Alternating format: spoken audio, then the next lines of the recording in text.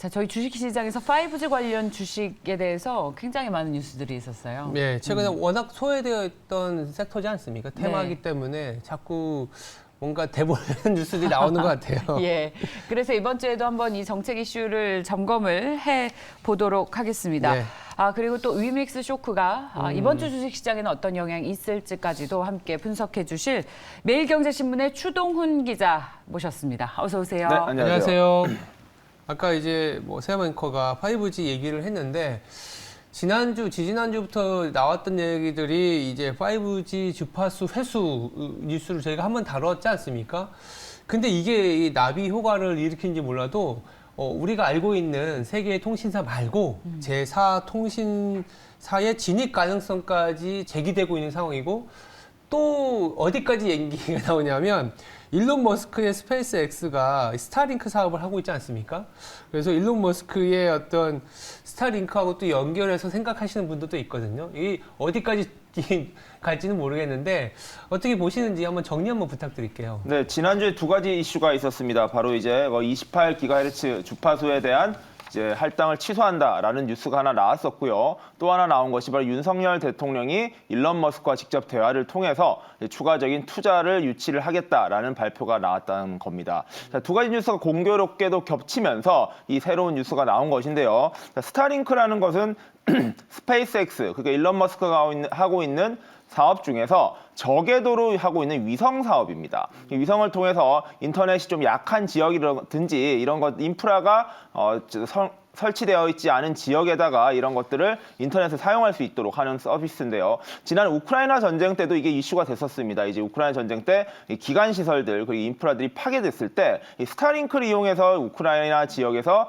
인터넷을 공급하겠다라는 이제 약간 꿈 같은 이야기들을 일론 머스크가 하면서 좀 주목을 받았었는데 이게 이제 한국에 진출한다라는 이야기가 나오고 있습니다. 자, 이런 와중에 이제 주파수 할당이 취소된다라는 계획이 나오면서 혹시 이 28GHz에 취소된 물량이 이제 스타링크로 가는 게 아닌가라는 이야기가 나오면서 제4통신 이야기가 나오고 있다라고 보시면 될 것 같습니다. 자, 국내 인터넷, 국내 이제 통신 사업을 좀 살펴보시면은 이제 SK텔레콤과 KT 그리고 LG U+가 5대 3대 2라는 이제 구도를 가지고 가면서 이걸 서로 지키기 위한 이제 치열한 경쟁이 펼쳐지고 있습니다. 이렇다 보니까 이제 정부 기관에서도 너무 3사의 공고한 이 비율을 깨기 위해서 제4 이동통신을 좀 도입하는 것이 이런 문제 해결책이 될 수 있겠다. 이제 제4를 깎아먹기를 그만할 수 있겠다라는 생각을 계속 해왔었는데요. 이게 어쨌든 간에 기존 사업자들의 이제 해왔던 사업들을 더 이상 뺏기지 않겠다는 의지도 워낙 강한 데다가 신규 사업자들이 하기에는 여러 가지 제반 시설이나 준비 상황이 만만치가 않다 보니 항상 어려움을 겪어왔었습니다. 자, 이런 와중에 이제 일론 머스크라는 세계적인 글로벌 경영자가 이제 가지고 있는 이제 스페이스X의 스타링크가 들어온다면 이게 제4통신까지도 이어질 수 있지 않겠느냐라는 관측이 나오면서 지금의 이 뉴스가 불거졌다라고 보시면 되는데 자, 문제는 이게 과연 현실 가능성이 있느냐의 부분에서는 조금 논의가 갈리고 있다, 의견이 갈리고 있다고 좀 보시면 될 것 같습니다. 이게 얘기가 나온 게 얼마 전에 윤석열 대통령이랑 일론 머스크가 화상회의를 했기 때문인 거잖아요. 네, 맞습니다. 그렇게 되면 지금 KT, LG U+, SK텔레콤에 이어서 머스크의 어떤 통신사가 한국의 네 번째 통신사가 될 것이다 라는 얘기인데 네. 가능한 일입니까? 네, 이게 저번 주에도 저희가 그래서 말씀드렸던 게 이제 통신산업이라는 건 굉장히 정부 주도적인 사업이고요. 규제 산업입니다. 이제 공공의 인프라라고 불릴 수 있는 이제 주파수를 이용해서 쓰는 사업이다 보니까 이런 부분은 이게 단순히 기업들이 횡포를 하거나 기업이 주도를 해버려서 이 모든 사람들이 쓰는 공공재적인 성격이 이제 사익화되고 이제 기업의 용도로 이제 활용돼 버린다면 그 한계가 있다라는 부분이 있다 보니까 이런 우려 때문에 정부가 정말로 강하게 드라이브를 거는 것인데요. 이런 데다가 외국 기업인 이제 일론 머스크가 가지고 있는 스페이스X가 들어온다, 이제 스타링크의 서비스가 이제 제4 이동통신 들어온다 했을 때 과연 정부가 이 외국 기업을 컨트롤할 수 있을 것인가? 이 부분에 대한 문제가 생기는 것입니다. 뭐 잘 아시다시피 구글이라든지 뭐 유튜브 이런 서비스들이 해외 기업인데 이 과세조차 제대로 하기 힘든 이유가 바로 외국 기업이기 때문인데요. 이런 기업들을 사실상 정부 주도로 하고 있는 통신 사업에까지 진출시킨다라는 부분이 정부 입장에서는 큰 부담이 될 수 있기 때문입니다. 그렇죠. 그래서 지금 제가 뭐 정치권이라든지 아니면 통신업계 사람들과 이야기를 많이 해봤는데 야 말은 나올 수 있겠지만 이게 현실적으로 될 가능성은 굉장히 낮다라고 보는 게 좀 일반적인 이야기고요. 네. 뭐 그럼에도 불구하고 지금 뭐 좀 가까이만 보면 28GHz 이 주파수를 스타링크에 줄 수 있지 않겠느냐 이 이야기가 나오는 건데 이 주파수의 활용도를 따졌을 때 이제 위성통신을 이용하는 스페이스X에서 굳이 필요도 하지도 않을 것이다라는 이야기까지 나오면서 현재로서는 조금 뜬구름을 잡고 있는 이야기 정도일 수도 있다라는 게 대체적인 이야기입니다. 예. 통신과 뭐 통신 같은 경우는 대표적인 기관 산업이고 우리나라의 또 보안과도 관련돼 있기 때문에 규제가 들어갈 수밖에 없어서 만약에 도입이 된다 하더라도 상당한 이제 내용이 있을 것 같아요. 뭐 법도 바꿔야 되고 상당히 오래 걸리는 시간이지 않겠냐라는 좀 생각을 해보고 두 번째 좀 궁금해 부분은 아무래도 암호화폐 시장의 변동성이 계속 이제 노이즈로 작용을 하니까 지난주 목요일에 우리나라에서 이 위믹스가 뭐 거래소에서 상장 폐지가 됐습니다.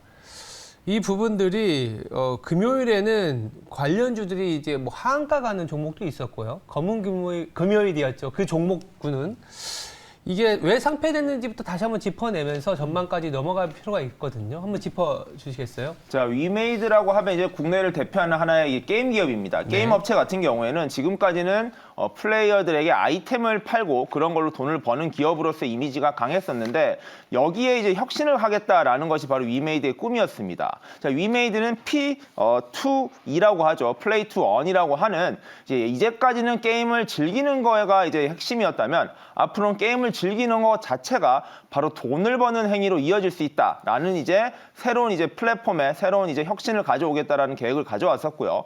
그 부분의 핵심이 바로 이 위믹스입니다. 자, 위믹스라는 것이 지금은 코인으로 알려져 있지만 위메이드가 앞으로 나아갈 메타버스의 플랫폼에서 쓰이는 아주 핵심적인 요소다라는 것이 이제 장영국 대표의 계획이었고요. 제가 지난 매일경제신문 행사에서도 이 대표님을 만나봤습니다. 만나봐서 이런저런 이야기를 들어봤었는데 정말 이제 메타버스가 앞으로 세상에 다가올 미래가 될 것이고 이것의 중심에 게임이 있을 것이다. 그리고 그러한 혁신을 이 위메이드가 가져가겠다라는 큰 꿈을 가지고 있었습니다. 그런 이야기를 많이 들었을 땐 저도 굉장히 좀 감화가 되었고 야 이게 정말로 미래를 바꾸는 혁신 기술이 될 수 있겠구나라는 생각을 해왔었는데요. 그 인터뷰 이후에 바로 이 사고들이 터졌다고 보시면 될 것 같습니다.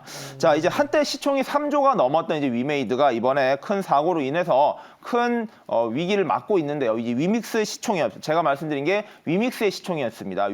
위믹스의 시가총액이 3조가 넘었었는데 지금 1,500억대까지 떨어져 있는 상황이고요. 자, 10월 27일 날 이 투자 유의 종목으로 지정이 됐습니다. 사실 이제 최근에 비트코인을 비롯해서 암호화폐 시장이 굉장히 어려움을 겪어왔습니다. 지금까지 올라왔던 것들이 버블이다, 거품이다라는 이야기가 많이 나왔었는데 이런 것의 이제 핵심이 또 테라라든지 루나 같은 국내에서 관련된 비트코인 관련, 암호화폐 관련 기술의 이야기도 있었고요. 근데 여기에 이제 번져진 게 이제 위믹스라고 보시면 될 것 같습니다. 자, 이유는 이제 유통량의 불공정이 이유였습니다. 투자 유의 종목이 지정된 것은 자, 이게 상장돼 있는 이제 주식이라고 표현을 하면은 이제 코인들이죠. 코인들이 사실상 이제 유통량이 있고 이걸 좀 신뢰할 수 있게 거래가 되어야 되는데 예상하지 못했던 거래량이 나고 이런 부분이 이제 투자의 불안정성을 만든다라는 게 이제 투자 유의 종목에 지정된 이유였고요. 자, 위메이드의 이제 항변은 이렇습니다. 이게 원래 그렇게 하려고 한 게 아니고 이게 우리들이 새로운 투자를 위해 담보를 위한 목적으로 이런 것을 좀 만들어냈다라는 게 이제 위메이드의 해명인데 사실상 이런 부분에 있어서는 좀 서로 지금 다툼이 있는 상황입니다. 지금 위메이드 측은 지난주 금요일 상폐 결정이 나온 직후에 이제 인터뷰를 했고요. 이것은 이제 업비트죠. 업비트라고 불리는 이 암호화폐 거래소의 갑질이다라고 지금 대려 항변을 하고 있는 상황입니다. 자기들은 만약에 문제가 있었던 부분 부분이 있었던 게 지적이 됐던 거를 시정하려고 애를 썼지만 이걸 위한 가이드라인이 제시되지 않았고 이런 부분은 명백한 업비트의 약간 갑질이다라고 지금 항변을 하고 있고요. 이 둘은 이제 앞으로 법정 분쟁을 할 예정인데 문제는 12월 8일입니다. 멀지 않았죠. 12월 8일 날 이 상장 폐지가 확정되기 때문에 과연 그 안에 이 위메이드가 위기를 벗어날 수 있을지는 조금 더 좀 지켜봐야 될 것 같습니다. 이게 단순히 위믹스와 위메이드 문제로 끝나는 게 아니라 가상자산 시장에 대한 신뢰가 추락해서 그렇죠. 국내의 다른 P2E 게임도 어떤 동력을 잃지 않았나라는 걱정에 이것이 확산되지 않을까라는 게 가장 큰 쟁점인 것 같습니다. 네. 어떨까요? 네, 맞습니다. 아까 말씀드린 대로 지금의 이런 P2E 플랫폼 그리고 이런 코인들이 단순히 예전엔처럼 많은 1억 천금을 얻기 위한 수단이 아니라 앞으로 이제 새로운 플랫폼을 이끌어가는 핵심 미래적인 이제 플랫폼의 핵심 기술이고 이제 자산이 된다라는 측면에서 이런 부분에 대한 기대감이 많이 반영돼 있었던 것인데요. 이번 위메이드 사태를 통해서 위믹스가 사실상 그것에 의미가 없다라는 게 밝혀져 버리면은 나머지 게임 플랫폼들 그리고 글로벌 이제 게임 플랫폼들이 메타버스에서의 역할들이 굉장히 제한이 될 것이고 투자도 위축될 것이며 이렇다 보면은 메타버스라는 새로운 플랫폼 출현에도 굉장히 악영향을 미치고 게임 산업 전반에도 위기로 번질 수 있다. 이게 지금 어찌 보면 이번 사건이 개별 기업의 사건이 아니라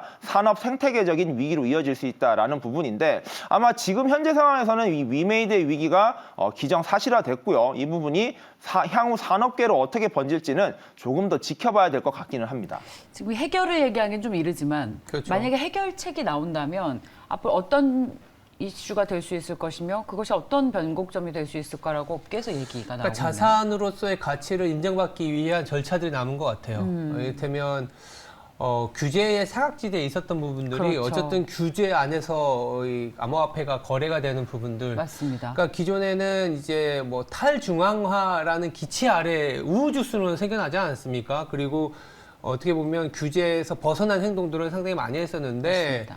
뭐 이를테면 거래소가 사실 고객의 자산을 갖고 투자하고 하는 행위는 철저히 위법 행위라는 생각이 들거든요. 이러한 노이즈들이 저는 어떻게 보면 뭐 건전한 시장으로의 발전, 하나의 자산으로 매김하는 과정에서의 어떤 홍역을 하고 저는 생각을 해요. 그래서 그 안에서 나중에 이 암호화폐가 정말로 자산으로서 자리매김하는 것까지 가다 보면은 충분히 우리가 나중에 가서는 P2E에 대한 얘기는 그때 가서 할 수 있지 않겠나. 그렇군요. 그렇게 네. 생각합니다. 홍역을 너무 심하게 앓고 있어서 너무 네. 혹독해서 이미 지금 투자자분들에게 너무 많은 피해를 주고 있다는 게 가장 큰 문제점이고 가상자산 투자의 보수적인 시각의 1번이 규제가 맞아요. 없다였잖아요. 그래서 전통적인 시장에 투자하는 분들이 그래서 가상화폐에 투자 안 했던 것인데 그 우려를 보기 좋게 입증을 해주지 않았나. 일단 규제가 필요한 이유를 이번 사태에서 우리가 더 찾을 수 있는 그런 교훈을 주지 않았나라는 네. 생각이 드는데 기존의 투자자들 피해를 최소화할 수 있는 그런 어떤 조속한 대책들이 좀 나오기를 바랍니다. 그리고 그런 내용들이 나오면 저에게 나오셔서 전해주십시오. 자, 매일경제신문의 추동훈 기자와 함께했습니다. 고맙습니다. 감사합니다.